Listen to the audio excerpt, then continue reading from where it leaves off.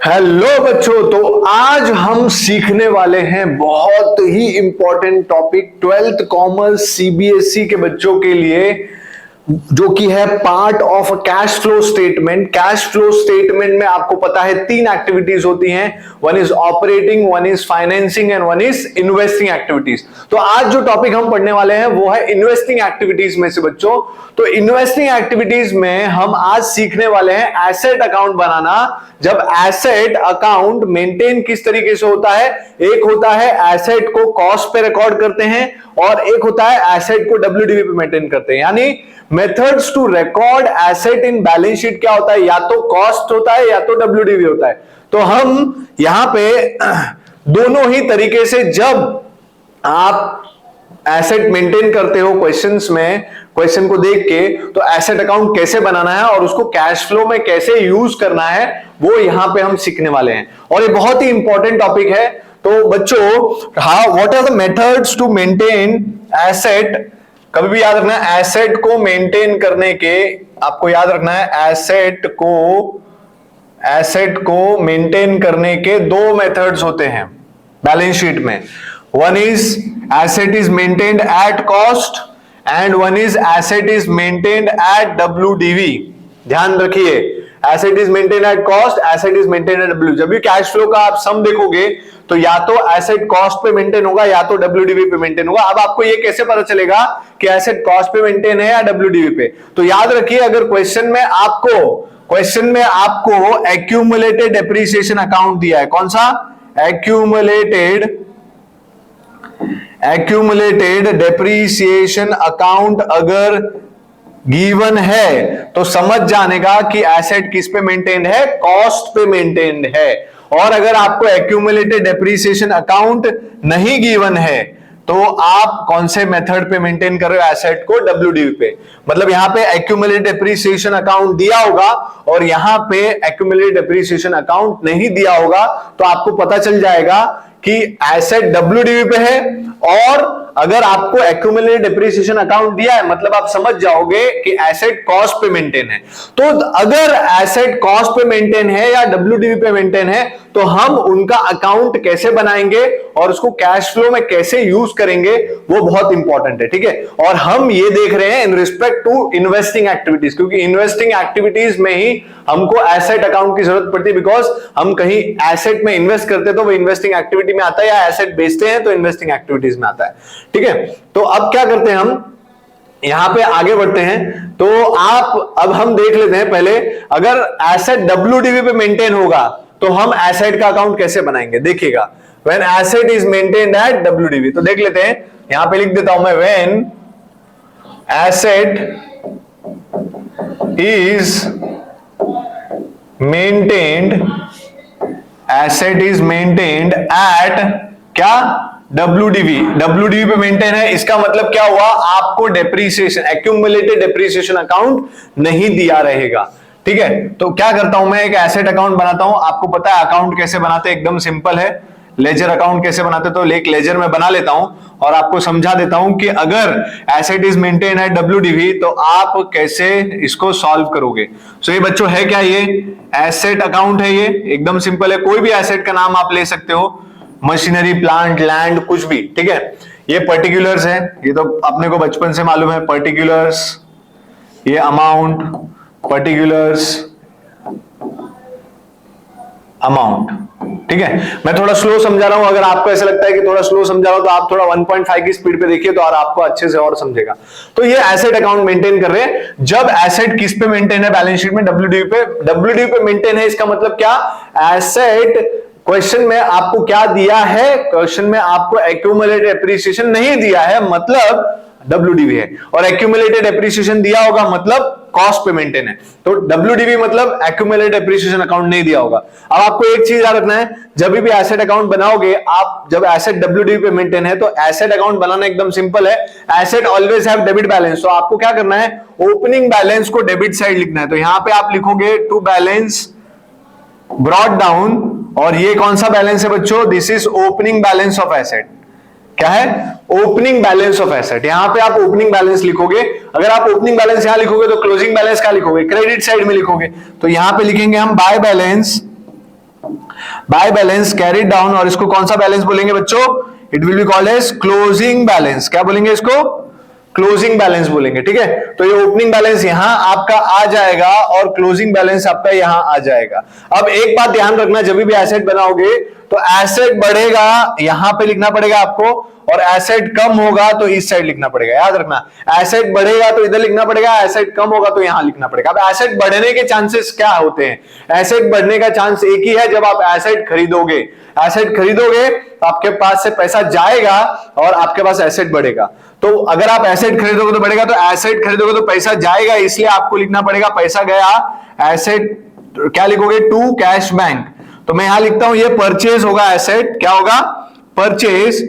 और आपको याद रखना इसमें कैश फ्लो का ट्रीटमेंट क्या होगा? इट विल बी, पहला याद रखना, इन्वेस्टिंग एक्टिविटीज। इन्वेस्टिंग एक्टिविटीज में जाएगा, आउटफ्लो होगा। ये क्या होगा? आउटफ्लो। याद रखना, ये जो अमाउंट आएगा आपका यहां पे वो क्या होगा? It will be investing activities और आउटफ्लो में, मतलब नेगेटिव में आपको लिखना पड़ेगा। तो ये आपका एसेट बढ़ रहा है, पैसा आपके पास से जा रहा है, तो यहां लिखोगे आप। मतलब अगर आप एसेट खरीदोगे तो इस साइड लिखोगे, अगर एसेट खरीदोगे तो इस साइड लिखोगे, तो बेचोगे तो क्या होगा? एसेट कम होगा। एसेट कम होगा तो कौन सी साइड लिखोगे? क्रेडिट साइड लिखोगे। तो वापस आप खरीदते हो तो आप लिखते हो टू कैश बैंक, अगर बेचोगे तो आपको लिखना पड़ेगा बाय कैश बैंक, क्योंकि एंट्री बनती है कैश बैंक टू एसेट। ठीक है, तो ये क्या कर रहे हो आप? सेल कर रहे हो। सेल करोगे तो आप कौन सी साइड लिखोगे? क्रेडिट साइड लिखोगे, क्योंकि एसेट कम होगा। याद रखना, मेरी बातों को बहुत ध्यान से याद रखना।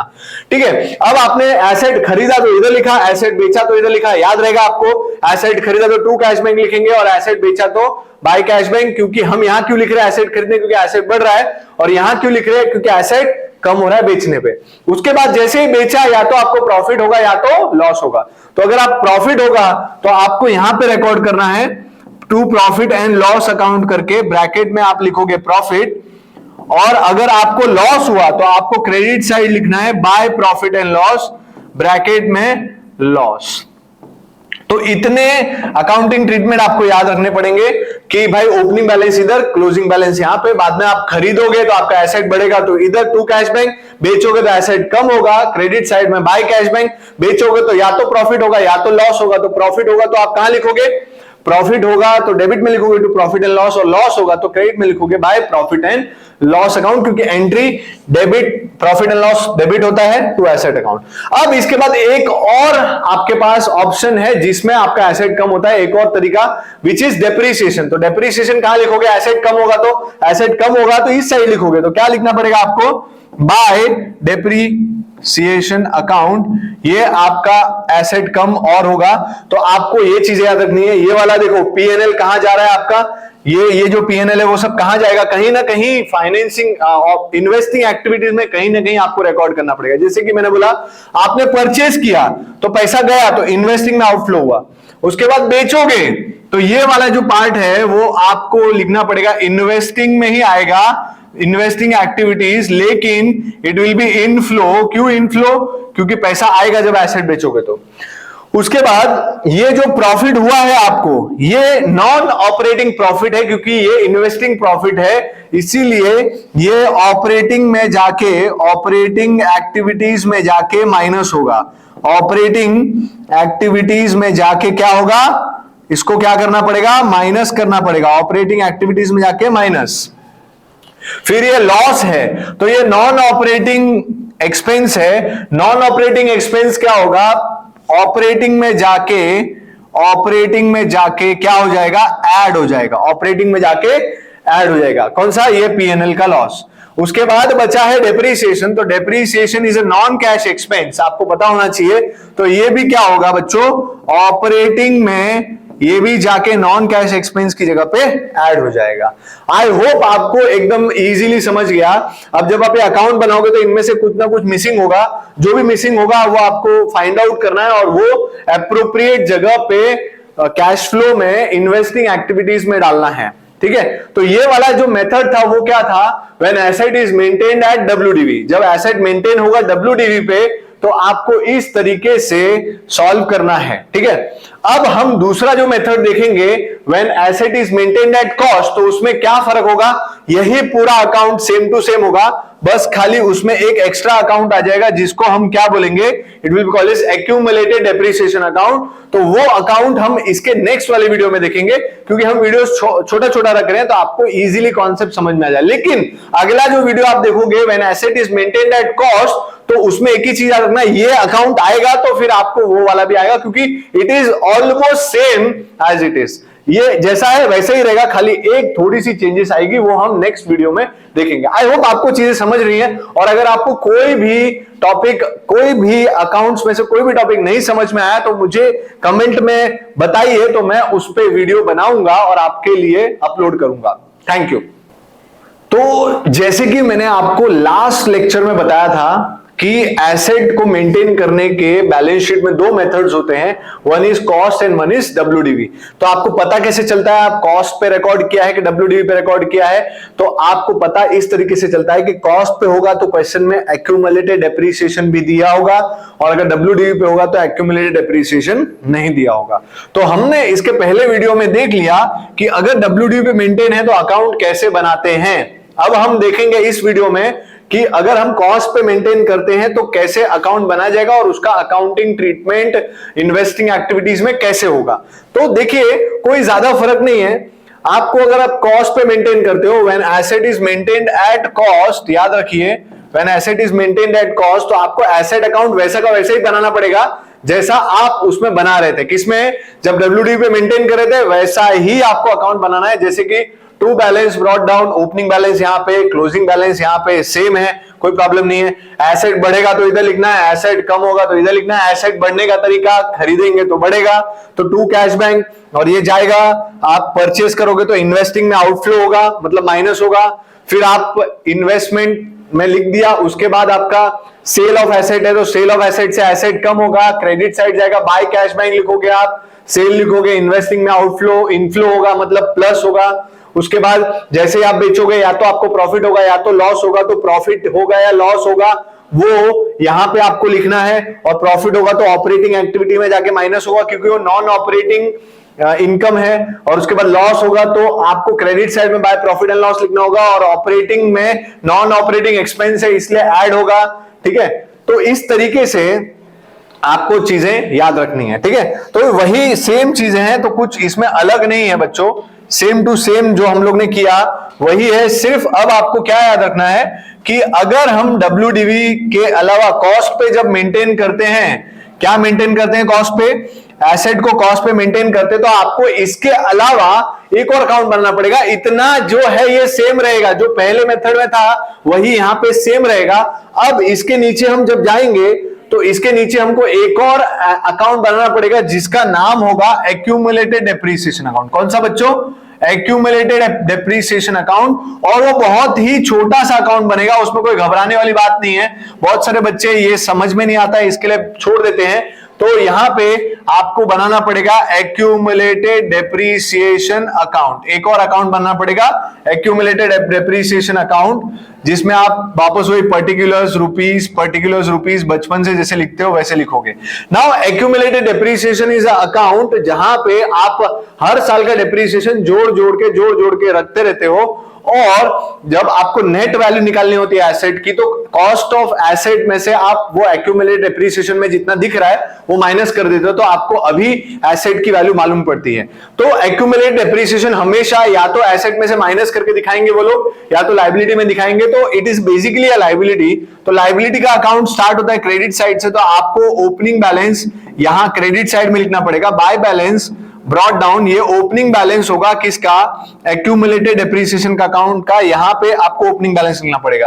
अगर आप ओपनिंग बैलेंस यहां लिखेंगे तो क्लोजिंग बैलेंस यहां पे लिखना पड़ेगा। तो टू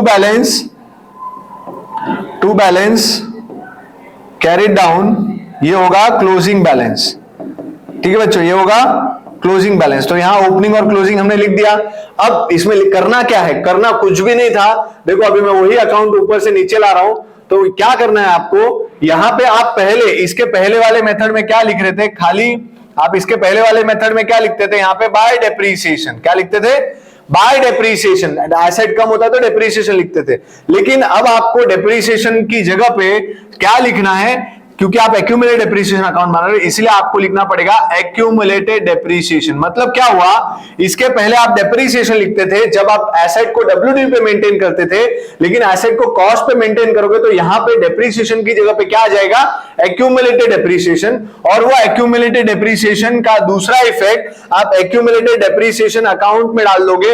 यहां पे देखो, अगर आप यहां पे देखने जाओ तो यहां पे क्रेडिट में है बाय एक्यूमुलेटेड डेप्रीसिएशन, तो एक्यूमुलेटेड डेप्रीसिएशन में यहां पे आ जाएगा टू एसेट। क्या आ जाएगा, टू एसेट अकाउंट। और यहां पे फिर क्या करना है, आपको टोटल मारना है, और टोटल मारोगे तो आपको पता चलेगा कि बैलेंसिंग फिगर यहां पे आएगा, और ये एक्चुअली में इस साल का डेप्रीसिएशन होगा। तो आपको यहां पे लिखना पड़ेगा बाय पीएनएल, और ये क्या है, इस साल का डेप्रीसिएशन। और इस साल का डेप्रीसिएशन हम कहां जाके लिखते हैं, इस साल का हम डेप्रीसिएशन कहां पे जाके रिकॉर्ड करते हैं, ऑपरेटिंग में नॉन कैश एक्सपेंस में ऐड करते हैं। तो क्या होगा, ये कहां जाके ऐड होगा, ऑपरेटिंग एक्टिविटीज में, ऑपरेटिंग एक्टिविटीज में नॉन कैश में जाके ये ऐड हो जाएगा। इसके पहले क्या होता था, यहां पे जो डेप्रीसिएशन था, यहां पे जो डेप्रीसिएशन था वही ऐड होता था, लेकिन अभी हम एक्यूमुलेटेड डेप्रीसिएशन अकाउंट बना रहे हैं, इसीलिए क्या होगा, यहां बाय एक्यूमुलेटेड डेप्रीसिएशन लिखना पड़ेगा, और उसका दूसरा इफेक्ट यहां पे देना पड़ेगा टू एसेट अकाउंट। और जब इसको टोटल मारेंगे तो ये बनेगा यहां पे पीएनएल। ठीक है, तो यहां पे बाय पीएनएल आपको लिखना पड़ेगा, और उससे क्या होगा, ये पीएनएल जो है ये शो कर रहा है कि इस साल का डेप्रीसिएशन कितना है, वो जाएगा ऑपरेटिंग में, ऐड होगा नॉन कैश एक्सपेंस में। तो आई होप आपको चीजें समझ गई हैं। दोनों अकाउंट अगर आपको बनाने को आए तो कैसे बनाएंगे, दोनों सेम ही है, खाली एक में एक्यूमुलेटेड डेप्रीसिएशन अलग से है, तो उसको बनाना बहुत ही सिंपल है, मैंने अभी अभी आपको बताया। ठीक है, तो आई होप आपको चीजें समझ रही हैं, और कोई भी वीडियो अगर आपको चाहिए कोई भी टॉपिक पे मुझे कमेंट में मेंशन कीजिए, तो मैं आपके लिए वो वीडियो एकदम सिंपल तरीके से बनाऊंगा। और सम्स भी चाहिए, कोई डाउट भी है तो वो सम्स भी आप डालिए। ठीक है, तो और अगर कुछ भी नहीं समझ में आ रहा तो पूछिए। Thank you.